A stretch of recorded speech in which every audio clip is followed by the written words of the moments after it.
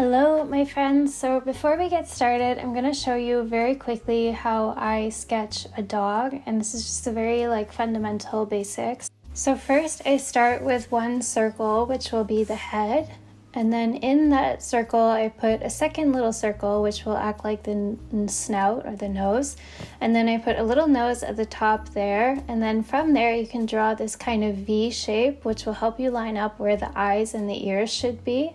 And then I like to draw dogs happy with these little happy squinty eyes like that. And then this one I'm drawing one ear up and one ear down just to make it a little more interesting. Then from there I start to fill out the rest of the dog. So I like to do the smile like this with the corners first, and then I loop it back to the nose and draw a little tongue if I feel like I want them to stick their tongue out. And then I will draw the body of the dog coming down from there, kind of like this pear shape, and then I've got the legs coming down from there as well. You can see it's very rough to start drawing little circles for the paws and then connecting the legs down to the paws. And then I'll draw these little loops for the back legs, kind of squiggling out, and then little circles for those back paws as well. And that's a pretty basic kind of sitting dog sketch for you. Hello my friends, I hope you're all doing amazing and excited for this painting session. So if you guys haven't already seen the sketch that I posted recently on the page, please do go and grab that.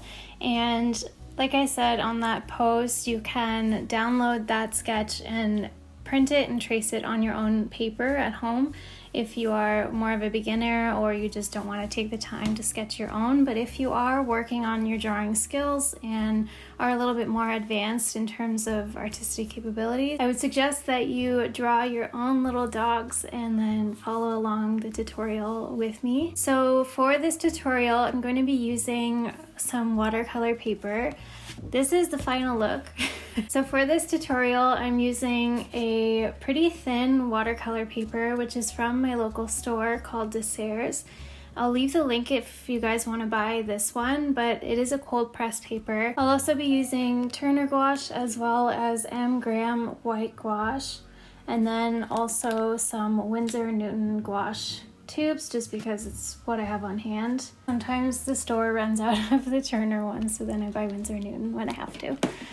I'm also using my Winsor & Newton Cotman brushes today. I am using size 4 and size 0. And then you'll need a palette of some sort. I mentioned recently that I got this ceramic palette that I've been really enjoying, but I also used a butcher tray today, so feel free to use whatever you prefer to use.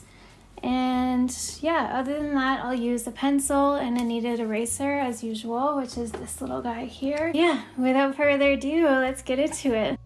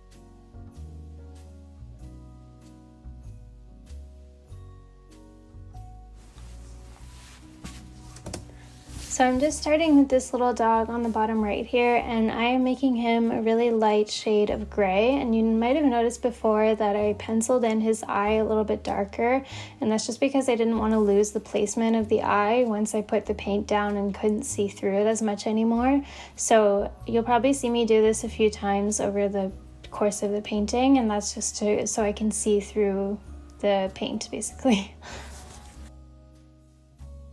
So my goal here to start is just to get a solid color going on each of the dogs, and that'll be my first kind of foundation layer. So you'll see me jump back and forth throughout the video to the different dogs. So I'm not kind of finishing one and then going to the other. I'm just doing one sort of element at a time. So right now I'm just getting in the initial fur color, and then I'm going to be adding detail afterwards.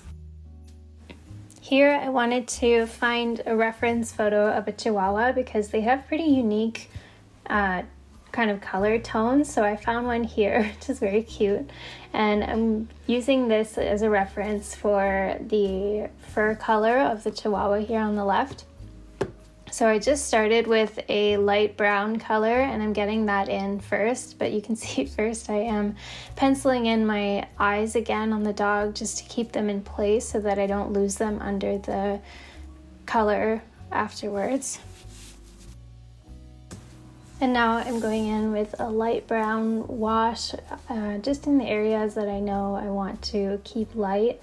I find it's a bit easier to do it this way as opposed to having the darker colors first, because since gouache is not really completely transparent, even if you get the brown, like the darker brown tones down first and then you do the lighter ones, it makes a really kind of ugly look when it overpasses the darker color. So you'll have a little bit of a white streak, and it just, in my mind, it looks better to do the lighter ones first. It looks really funny right now. It looks very scary, but just trust me on the process here. I'm just filling in the areas where I see the lighter color fur, and then I'll add in the darker color after once this layer is dry. Now moving on to my little retriever over here, I just use a little bit of yellow ochre with some white gouache. And once I got the tone that I like, which is quite pale, I just go in again and do one base layer on the dog, so just one even coat to get the fur color down. Now again, I'm just penciling in those eyes and the nose and the mouth a little bit so I keep the placement there and can see it through my painting.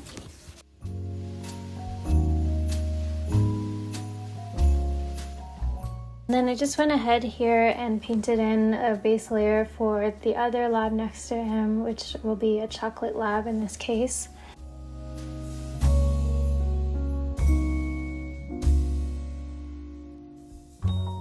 And now I'm coming back to my Chihuahua here. I'm going to fill in the darker fur again. And I'm using a burnt umber here, just pretty much straight out of the tube with water. And I'm using this to build up the tail and then also around the sort of shapes of the fur that I painted in the lighter brown.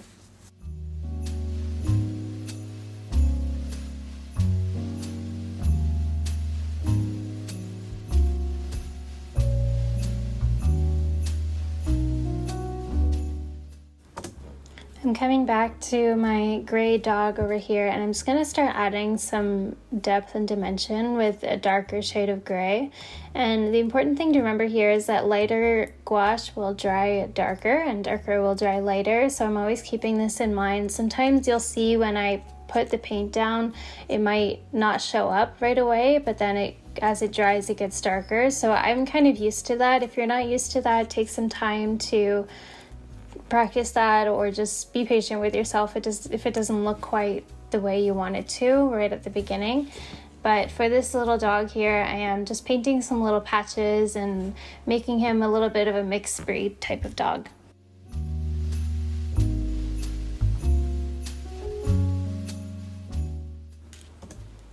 Now I'm just using some jet black gouache from Turner, and I'm painting a little nose for this dog, and then I'm also going to paint in the mouth. If ever you're not sure about your painting, or you're kind of worried about getting a line wrong or something like that, feel free to just take a pencil and sketch it in very lightly first, and that'll help give you the confidence you need to put it in the right place.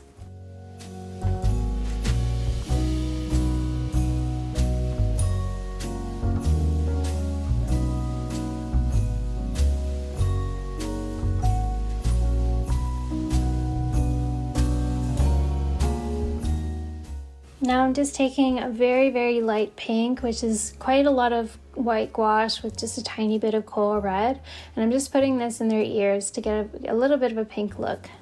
And to finish off this dog, I'm just adding in some even darker gray, and I'm going to use this to kind of outline some areas. So I'm putting a few more little dark spots on his back, and then I'm also going to outline the paws and the head a little bit just to give it more definition.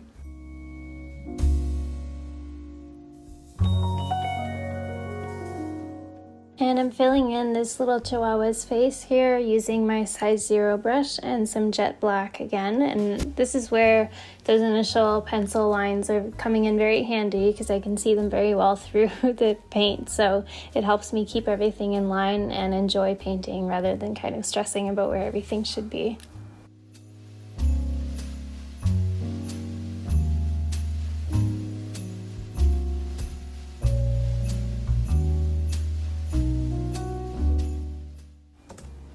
Now I'm starting to add some detail to my other little dogs here, and you can do this either by using a darker color, or you can actually just use a thicker consistency of gouache. So here for my first layer, I had a lot of water with my burnt umber shade, and then for the second layer, I just use less water and it makes a more rich color so it shows up better on the page.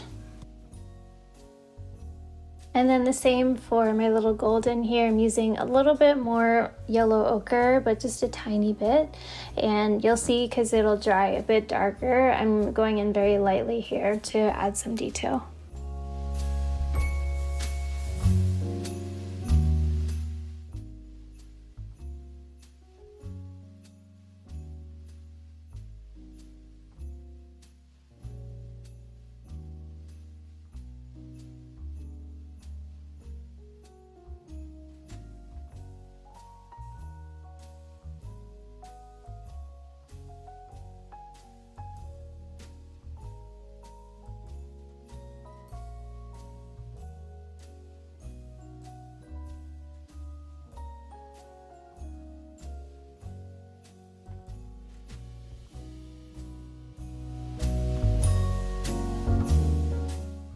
Now I just wanted to show you quickly to add a little bit more depth to these dogs. I'm adding a tiny little white highlight on their eyes as well as the nose, and you'll see this really just kind of brings them to life.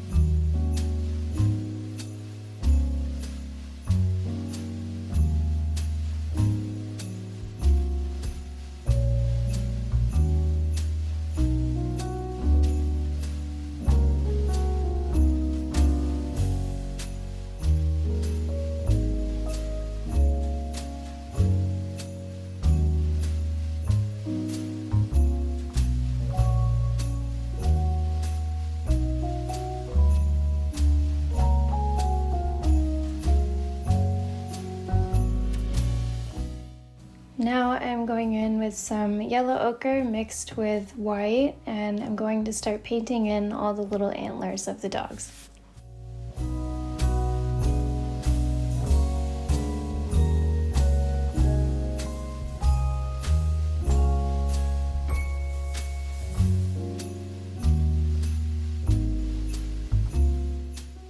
For this one here, I decided to switch it up and use burnt umber instead because the dog is pretty fair tone, so I wanted to have a bit of contrast there.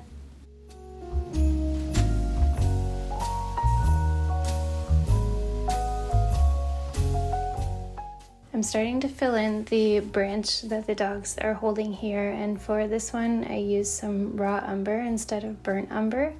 And that just helps give a little bit more contrast between the other dog as well that's painted in burnt umber, and I used quite a bit of water here so that I would get a sort of fair finish. Then I'm going in again with a second layer, and with this layer I just use less water so that the color appears darker on the page.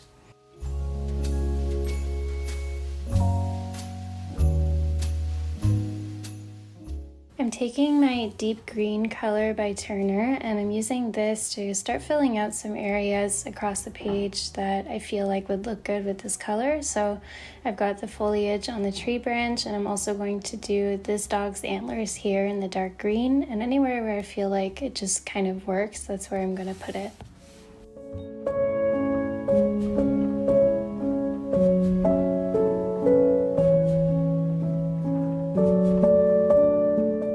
Taking some coral red now, I'm mixing that, just a little bit of that with a lot of white, and I'm going to get this nice pink color, and I'll use this quite a bit throughout the painting. I want to avoid using too much red because I don't want it to look too traditional, so I'm just using this color to kind of make it a little bit more modern.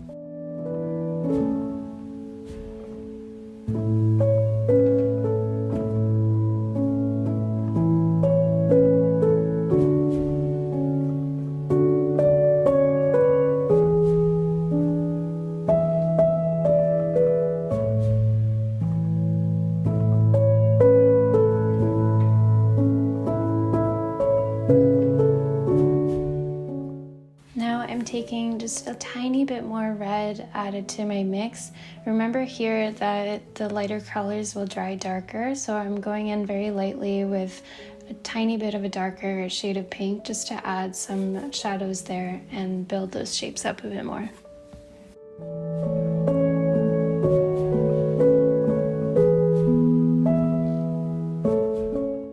Okay, now this is where it starts to get a little bit fun. We're going to start adding some details, and I'm using my deep green first here to add some stripes to the scarf here, and I'm also going to use it to add some little patterns here and there, and this just really helps bring it to life.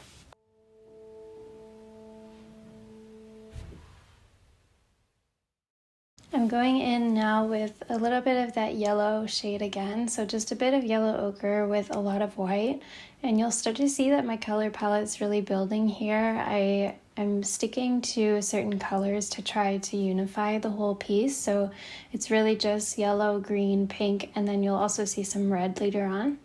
But right now I'm using this yellow to fill in some of the areas and try to just think of where it makes sense and where it kind of balances everything.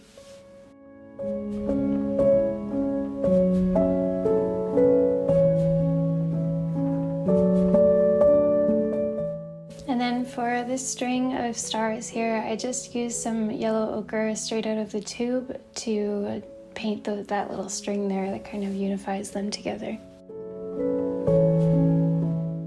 Now I'm taking some coral red, and again just straight out of the tube, I'm using this to add some details like the little lights on the antlers, or these little dots here which kind of act as like berries or little holiday festive things.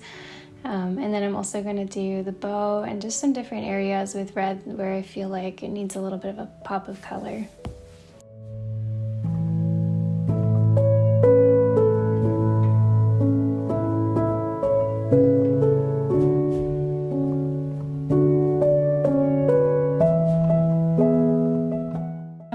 To my deep green here, I think this is kind of a good time of the painting process where you can be very intuitive and just kind of let yourself have fun with it. If you feel like you want to put a pattern somewhere or a color somewhere else, or even paint a background or something like that, feel free.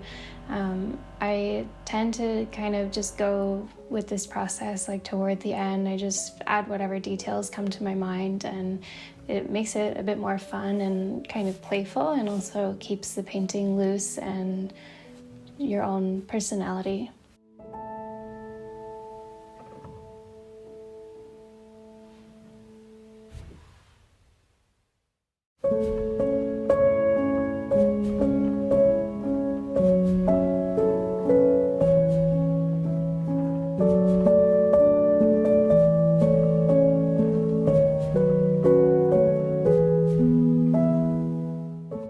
And finally, I'm going gonna take this Jelly Roll pen by Sakura, and it's a 0.8 point, and I'm gonna use this to add some little patterns and things to the painting, just make it a little bit more fun. If you don't have a pen like this, don't worry, you can just use a bit of white gouache with a size 0 brush, or if you have a white pencil crayon or something, you can use that instead.